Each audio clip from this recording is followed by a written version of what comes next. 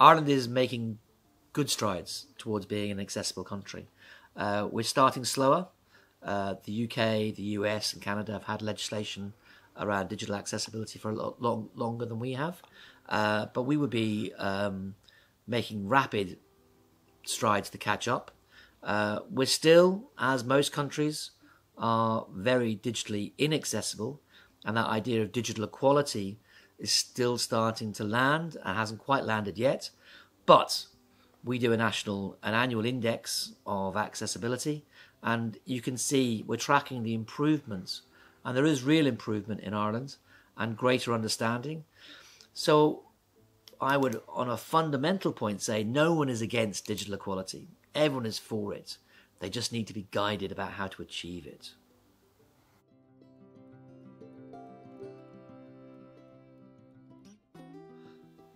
NCBI is here to help and partner, and we'd be more than happy to help and guide and support anybody who's looking to start their digital equality journey and to really embrace an equality and diversity agenda which would include disability.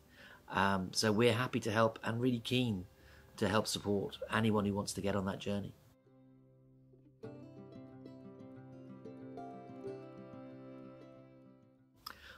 Social media is not great, to be honest. When we're looking at the likes of Facebook and Twitter and LinkedIn, they're not great, which is disappointing. But they're better than they were. And the more of us that are aware that they're not great, the more pressure that we can all bring to bear and demand better accessibility and better service provision, because we are the customers. And if the customers are calling for it, then they will ultimately have to respond.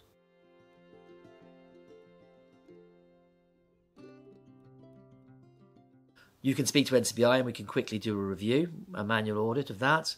But if you've got video content that doesn't have captions, then you're not accessible. If you don't have a digital accessibility statement that says how accessible your website is, then you're probably not accessible. What you shouldn't do is rely entirely on automated software like Wave or Axe or Lighthouse or something like that. They all have to be used in conjunction with manual testing, because it's manual testing that will determine how accessible the site really is.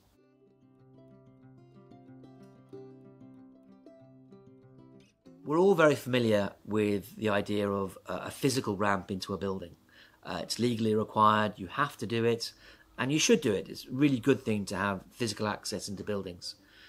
Accessible websites is like having a digital ramp into your website that enables everyone with disabilities, not just people with sight loss, but everyone with disabilities, to fully enable and fully enjoy and consume the information that you've got on your website.